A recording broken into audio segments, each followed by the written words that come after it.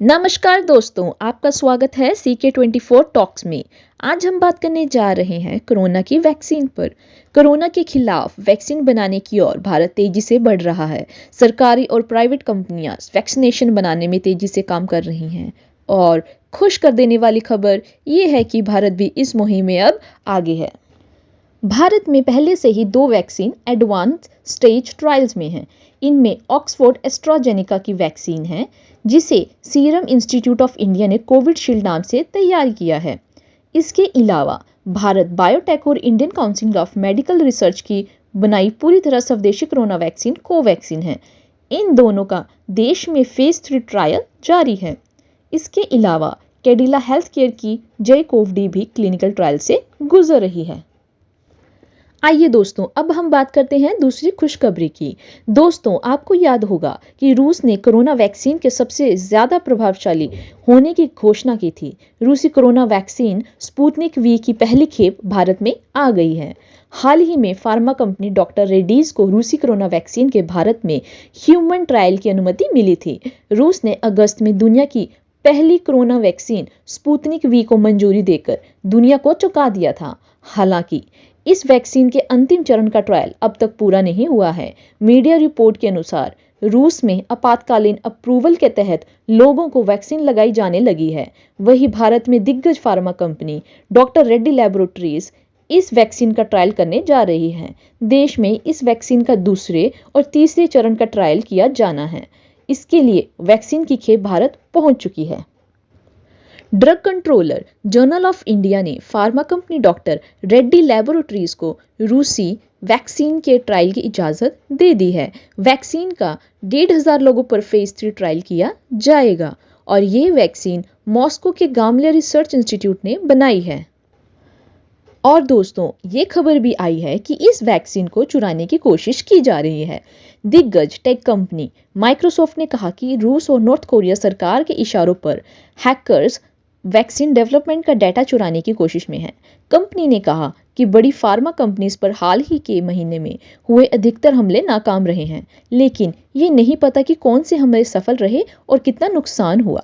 अमेरिकी सरकार ने जुलाई में कहा था कि चीनी हैकर्स भी वैक्सीन निर्माताओं को टारगेट कर रहे हैं। माइक्रोसॉफ्ट ने कहा कि अधिकतर हमले Bharat, Canada, France, south Korea और अमेरिका में हुए हैं। आइए दोस्तों, अब हम बात करते हैं अमेरिका की ऐसी 2 कंपनियों की जिन्होंने ऐलान किया है कि कोरोना के खिलाफ जंग में उनकी वैक्सीन 90 से ज़्यादा फीसदी तक कोविड-19 के खिलाफ कारगर साबित हुई है। सबसे पहले बात करते हैं मॉडर्ना की कोरोना वैक्सीन की। संक्रमित रोगों के शीर्ष अमेरिकी वैज्ञानिक एंथनी फाउची ने मॉडर्ना की कोरोना वैक्सीन के ट्रायल के शुरुआती नतीजों पर प्रशंसा जताई है। उन्होंने कहा कि वैक्सीन के ट्रायल के नतीजे आश्चर्यजनक रूप से प्रभावशाली हैं। Fauci national institute of allergy and infectious disease के प्रमुख हैं, जिन्होंने जनवरी में अमेरिका की बायोटेक कंपनी के साथ मिलकर वैक्सीन विकसित करने का काम शुरू किया है और वे वैक्सीन के असर को लेकर काफ़ी संतुष्ट नजर आ रहे हैं। दरअसल अमेरिकी बायोटेक कंपनी मॉडर्ना की कोरोना वैक्सीन को हाल ही में हुए ट्रायल के दौरान कोविड-19 के खिलाफ 94% असरदार पाया गया है और कई वैक्सीन अंतिम चरण से गुजर रही हैं। अब बात करते हैं इस टीके की। ये टीका नई तकनीक पर आधारित है, जो कि मैसेंजर RNA नामक एक अणु के सिंथेटिक संस्करण का उपयोग करता है। ये कोशिकाओं को हैक करके प्रभावी रूप से उन्हें टीका बनाने वाले कारखानों में बदल देता है और इस प्लेटफॉर्म पर आधारित किसी भी वैक्सीन को अब तक मंजूरी नहीं दी गई है। साथ ही साथ ये खबर भी आई है कि अमेरिकी राष्ट्रपति डोनाल्ड ट्रंप ने मॉडर्ना द्वारा कोविड-19 टीके के बारे में की गई घोषणा का श्रेय लेते हुए कहा है कि ये महान खोज उनकी निगरानी में हुई है और ट्वीट करते हुए कहा कि अभी अभी एक और टीके की घोषणा हुई है और इतिहासकार याद रखें कि ये महान खोज उनकी निगरानी में हुई जो चीनी प्लेग को खत्म कर देगी। वहीं राष्ट्रपति निर्वाचित जो बाइडेन ने कहा कि इस खबर से उन्हें एक उम्मीद की किरण मिली है। आइए दोस्तों, अब हम बात करते हैं अमेरिकी दिग्गज फार्मा कंपनी फाइजर की कोरोना वैक्सीन की। फाइजर ने अपनी वैक्सीन ट्रायल के शुरुआती एनालिसिस के नतीजे जारी कर दिए हैं। कंपनी के मुताबिक वैक्सीन कोरोना को रोकने में 90% से ज़्यादा असरदार साबित हुई है। फाइजर के मुताबिक इस वैक्सीन ने कोरोना के मरीजों में वायरस से लड़ने वाली ज़बरदस्त इम्यूनिटी तैयार कर दी है। कंपनी ने 2020 में कुल 5 करोड़ वैक्सीन तैयार करने का दावा किया है।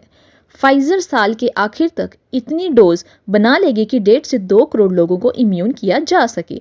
वैक्सीन की 2 डोज की कीमत $39 यानी 2,900 रुपये होगी। हालांकि भारत सरकार की तैयारी अपने नागरिकों को फ्री देने की है, पर इस वैक्सीन के भारत में आने में एक दिक्कत ये है कि इस वैक्सीन को खास स्टोरेज की ज़रूरत पड़ती है। एम्स के निदेशक डॉक्टर रणदीप गुलेरिया ने बताया कि दवा कंपनी फाइजर द्वारा विकसित संभावित कोविड-19 टीके के भंडारण के लिए 0 से -70 डिग्री सेल्सियस तापमान की आवश्यकता है और ये भारत जैसे विकासशील देशों, खासतौर से कस्बों और ग्रामीण इलाकों में टीके की आपूर्ति के लिए बड़ी चुनौती है। गुलेरिया का कहना है कि भारत में ज़्यादातर टीकों को 2 से 8 डिग्री सेल्सियस के तापमान पर रखा जाता है। देश के ज़्यादातर हिस्सों में कोल्ड चेन में सबसे कम 0 से 25 डिग्री सेल्सियस नीचे तक के तापमान में टीके रखे जा सकते हैं। उन्होंने कहा कि देश के कस्बों, गांव क्षेत्रों में इतने कम तापमान वाली कोल्ड स्टोरेज चेन नहीं है। ऐसे में टीके को वहां तक पहुंचाना एक बड़ी चुनौती होगी।